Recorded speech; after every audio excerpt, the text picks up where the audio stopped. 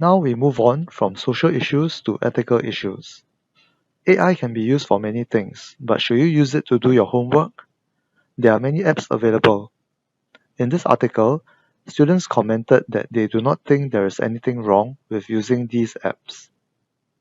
Conversely, AI can be also used to detect cheating, to compare the submissions of students' work to see if there are any similarities.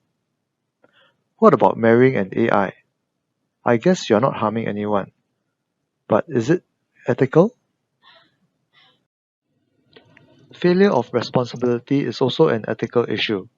The staff were careless and did not perform their duty to install security updates timely, leading to a data breach. What about the use of facial recognition? Some are useful. For example, jail cell surveillance, toilet paper rationing exercise, and monitoring if bus drivers are sleepy. But some have ethical issues. How about monitoring the city streets in China to locate civilians? Who gets access to this data and what can they do with them? Facial recognition turned out useful to help police solve missing persons cases. In Beijing, police aged the childhood photos of a boy abducted in the 1980s and used the model to scan the national database to find close matches. They acted on a tip-off that a person bought a child in the 1980s to finally reunite the boy, who is now a man, to his father. We will now touch on legal issues. Logical malleability is a term coined by Professor James Moore. Malleable means able to be shaped and molded. With a computer, you can design, shape or mold how computers can get inputs, do processing and show outputs in endless ways. It provides us with new capabilities and new choices of action. But sometimes society isn't always prepared. What are the implications of these new capabilities and these new choices of actions?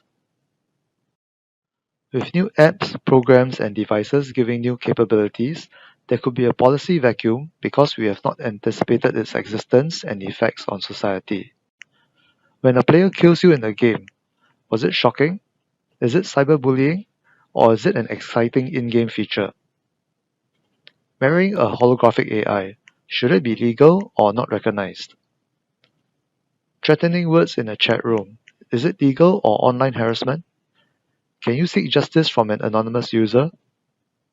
These have been addressed, but there will be a policy vacuum whenever new devices with new capabilities are created. The policy vacuum is being filled. Laws are being updated to ensure businesses do the right thing. For example, when their data has been compromised, they must inform the affected customers so that they can take corrective action to prevent further breaches. Imagine if a customer used the same email and password for many other services, his life would be ruined. Remember this slide you saw previously in ethics? They are sorted in the year they are introduced. A lot of computing issues have been around for some time, but some of the laws came into effect only recently, just 2 to 3 years ago. This shows that the laws are catching up to the developments in computing. Now let's go on to economic issues. For economic issues, we will focus on intellectual property, copyright, patents, and trademarks. Before we start, have you seen many examples of memes? It is an image with funny captions that overlay on it. Is it copyright infringement? Or is it considered new content? Are people fined for using them? Let's watch a 1-minute video for a quick intro to intellectual property. Intellectual property, or IP, is all around you. You can't see or touch it, but if you own a business, then it's likely you'll own some IP. There are 4 different types of intellectual property rights: patents, trademarks, designs, and copyright. The technology inside your phone is covered by hundreds of patents. Patents protect how products work, what they do, how they do it, what they are made of, and how they are made. A trademark protects the brand name of your phone or any other product or service. The trademark could be made up of words, logos, or a combination of both, and can even be sound or action-based. A registered design protects the overall visual appearance of your phone. Copyright protects the written instructions and any content that you view on your phone, even this animation. Copyright protects any literary work, art, music, websites, software, databases, films, and promotional material. Intellectual property rights are a legal form of protection that give you the ability to stop others from making, using, importing, or selling your creations. What is IP? It is a legal form of protection and gives owners the ability to stop others from using their creations. Why should it be protected? Without protection of their ideas, businesses and individuals would not reap the full benefits of their inventions and would focus less on research and development. We would not advance as a society. Copyright is used to describe the rights that creators have over things like art, music, websites, software, database, films, promotional material. It also protects written instructions and any content you view on your phone. Singapore has a Copyright Act as well as a Patents Act. Copyright is a negative right to prevent others from using their work without their consent. This is the process to acquire a copyright in Singapore for your information. An interesting scenario. When two similar works are produced independently of each other, they do not infringe on the rights of each other. While copyright is an automatic right which protects written, musical, video, code, and data, a patent is a registered right that gives the owner exclusive rights to features and processes of inventions. What is a trademark? A trademark protects the right to use the sign, brand name, or logo that differentiates one's goods and services from others. Passing off action is a deception to imitate another brand or logo, perhaps to ride on their popularity. This is an unfortunate example of trademark infringement. Both companies engaged the same design agency to create a logo. Facebook eventually rebranded their cryptocurrency to avoid confusion. Internet domain names are related to branding, so they also fall under trademarks. Click on the link to find out more about the registration process.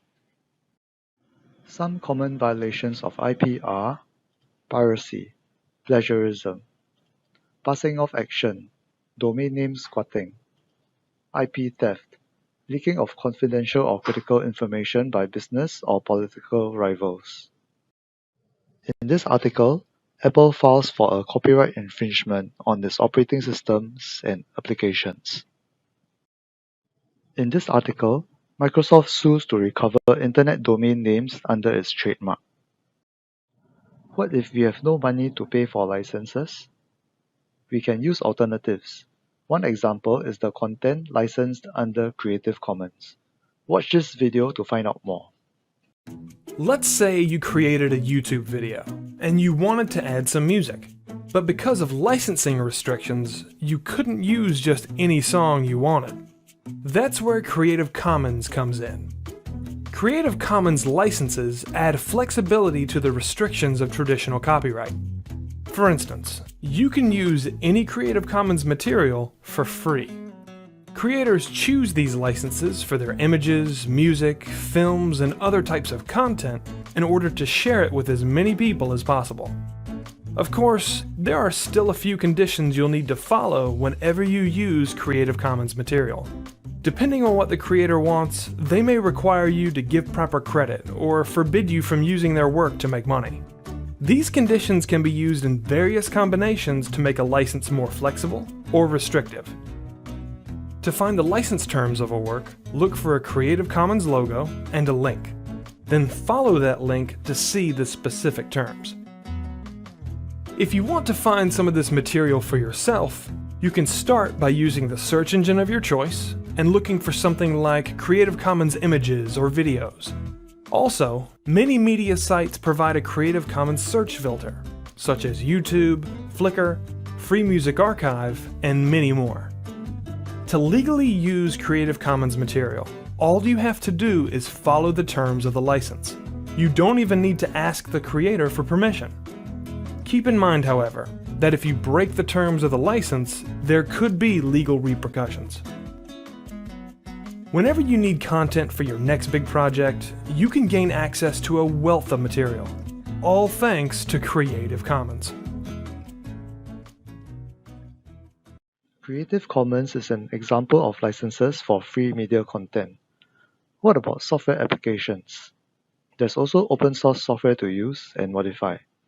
Some also come with a license that requires them to release the source code when they sell to others. Remember we saw the meme early on? Actually, it's not a violation of copyright. Under the fair use doctrine, it is a derivative work. Although only the owner have the legal right to create derivative works, the rights are not exhaustive nor absolute. If others make fair use of a copyrighted image, this can be a defense to a claim of copyright infringement. Fair dealing or fair use are quite similar. If the purpose was for research, education, review, or news, and not for commercial gain, it is considered fair. Will Singapore stay ahead of the IP game? There is economic value in protecting brands and IP, which translates to jobs and tax dollars. IP alone accounted for 55% of Singapore's GDP. Now we explore articles that affects multiple issues. Contact tracing devices. Will people know how to use it properly, or just leave it at home resulting in false data? Does it invade privacy? Can the data be used against us in court? How much will it cost? Is it secure, or are there vulnerabilities in the device? The Facebook data breach affected multiple issues. It affected the privacy of individuals in society. It also exposed weaknesses in Facebook's information systems. It makes us question if new laws are needed to address a breach on a national scale. Facebook will also be impacted from the huge fine. There is damage to the business reputation. In this example, an online dating app's data was stolen and put up for sale on a dark web. It is an economic as well as an ethical issue.